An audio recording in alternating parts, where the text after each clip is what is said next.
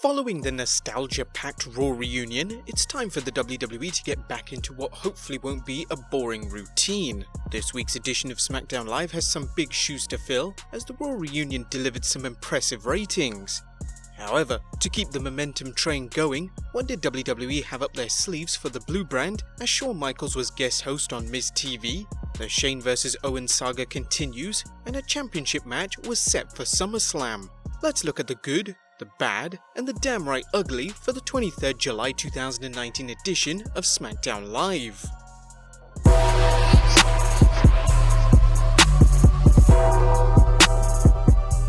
Let's start off with the good, and thankfully, there's lots of it. Number 1. The resurgence of Kevin Owens. Shane McMahon opened up SmackDown and praised the Raw Reunion, and notes the absence of one superstar in particular, Kevin Owens. The self-proclaimed best in the world tells the fans KO was hiding behind social media and addresses Owens' challenge to meet at SummerSlam. Shane says he'll face Owens and reminds the fans that Owens promised to quit before if he lost. Owens comes out to respond and tells everyone that his previous pledge to quit occurred when he was at an all-time low, and that's no longer the case. KO is ready to fight tonight and asks McMahon if he wants to go. Instead, Shane threatens to cancel the SummerSlam match if Owens lays his hands on him. Instead, he can fight Roman Reigns tonight. Owens is coming off great in these promos, and it's no surprise when you learn that he's one of the special few talents that has permission to deliver unscripted promos. Vince McMahon obviously has a lot of trust in him, and Owens has told a fantastic journey of how his attitude and determination have done a complete 180 from last year, when after losing to Seth Rollins on Raw last year in convincing fashion, he kayfabe wanted to quit WWE. That's obviously no longer the case. Whether his role in the WWE is as a babyface or heel, Owens portrays both extremely well and has the fans behind him. Like we mentioned in our previous video, he has all the makings of becoming a mega main eventer to join the ranks of Steve Austin, Mick Foley, etc. He's never been given the chance to prove himself, however this could be his time, and hopefully only a matter of time before WWE puts the championship around his waist. Owens continues to prove that he's one of the biggest highlights of the Blue brand. Number 2, we want to see more of Apollo Crews. The newly crowned Intercontinental Champion Shinsuke Nakamura had his hands full last night, with Apollo Crews looking to prove he's worthy of a title shot. Crews takes Nakamura to the limit, but when he misses a shooting star press, the champion hits the Kinshasa for a pinfall victory. While Nakamura has given us proof of his worth in the WWE, despite WWE not pulling the proverbial trigger on a championship reign, Crews has not been given a proper chance, which is a shame because he delivered a great match and kept up with Nakamura throughout. Crews definitely possesses charisma and fine wrestling skills. If the dirt sheets are right and Finn Balor is taking a short vacation from WWE, we see no reason why Apollo can't fill in for him for the time. Let's hope WWE continues the trend by showcasing Apollo next week. Number 3. Shinsuke, aka Devil May Cry.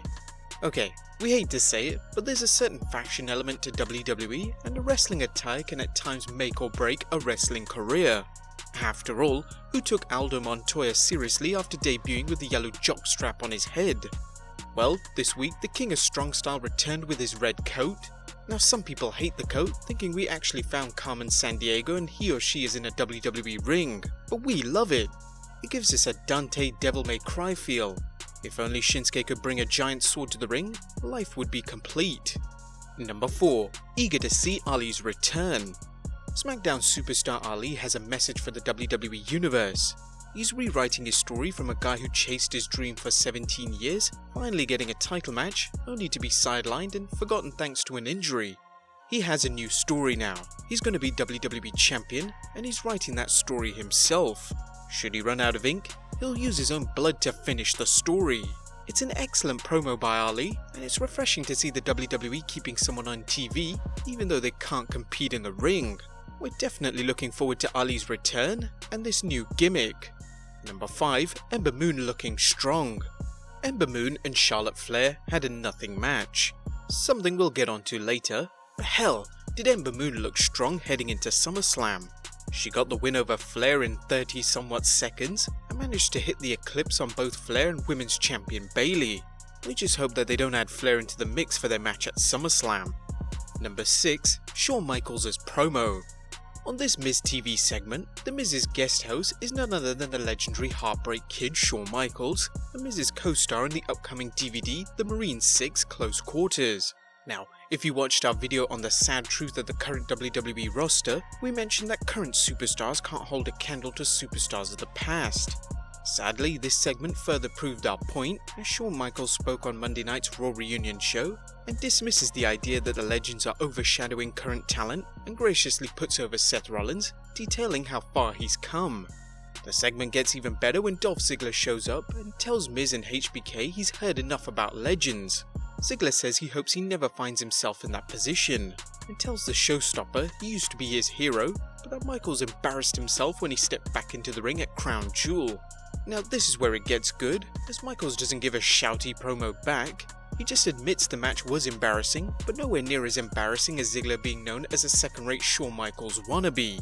Miz tells Ziggler to step up and make a name for himself. Ziggler goes to leave, then punches the Miz, following up with a super kick to Michaels. Ladies and gentlemen, what we would give to see these two clash in the ring, both in their prime. That's WrestleMania main event worthy. It's sad we'll never get to see it, but this segment was fantastic. It did it all: Ziggler's disdain for his actual hero, someone he's emulated his whole career over, Shawn giving reason as to why legends appear, and putting over the talent. It's something Ziggler needs to get back into the oomph, after his many losses. Number 7. The Viper is #1 contender and keeping up continuity. Kofi Kingston came out to discuss his opponent for SummerSlam. The WWE Champion says he's chosen Randy Orton because he and the Viper have history between them. Kofi reminds the fan how he was poised to jump into the main event back in 2009, only for Randy Orton to use his influence to hold him back. Orton admits he used his stroke to keep Kofi out of the main event, telling the Dreadlock Dynamo he didn't belong in it then and he still doesn't. Randy Orton calls Kofi's WWE title win a fluke and reminds Kofi that he's been winning title after title, while Kofi faked a Jamaican accent, shook his ass, and threw pancakes out to the fans. The Viper promises to end Kofi's 11-year fairy tale at SummerSlam with the RKO. Now, Randy Orton isn't known for his inspiring promos, but tonight's promo on Kofi Kingston was outstanding, reminding the fans why Kofi wants Orton in the ring and keeping with Orton's character as an arrogant heel. Somebody he probably portrayed backstage back in the day. When WWE keeps up continuity, it's beautiful. We can't wait for the match as both arguably have the chemistry in the ring, feuding with each other in the past. And number 8, BRAY, FREAKIN, WYATT. Finn Balor addressed the attack from Bray Wyatt last week, and Balor noted how the two clashed before, but this version of Bray Wyatt is something different. Balor says he has stared down fear before and this time is no different. He challenges Wyatt to a match at SummerSlam, and an episode of Firefly Funhouse plays on the Titantron as Bray Wyatt tells Balor his friends Mercy and Rambling Rabbit are big Balor fans. However, The Fiend is no fan, and he accepts Balor's challenge. Damn, Bray Wyatt's character continues to reveal more layers, and here, that's a good thing. Now, Wyatt hasn't wrestled a full match in almost a year in WWE, so let's hope there's no ring rust when he faces Balor at SummerSlam. One thing's for sure though, Bray Wyatt continues to be one of the biggest things in the WWE right now. Now, that was the good. What about the bad? Number 1, long talk segments. Despite WWE trying to open up shows with wrestling matches, they've sadly reverted back to opening up with talk segments. Can't we just get straight into the action to hype the crowd, then follow up with a short one? Number 2, improper use of Samoa Joe continues. Whilst Joe vs Kofi's non-title match was decent enough, Kofi defeated Joe again via disqualification, which led to a 3-way brawl between him, Orton and Joe ate an RKO, with Orton getting clobbered with a Trouble in Paradise. Now, we've discussed Samoa Joe in other videos, and tonight's match just proves what many people feel. Joe is a talented wrestler who is improperly used. And we get this was just a segue to help build Orton vs Kofi, but the constant losses haven't helped his credibility. Couldn't someone else take the RKO? How about getting Murphy on to face Kofi and eating that RKO instead? Buddy Murphy gets TV time and isn't important enough to get done over by a main eventer. Isn't that more of a win-win? Well, still maybe not for Murphy. But those were the two bad. What about the damn right ugly? Number 1, women's matches not getting enough time.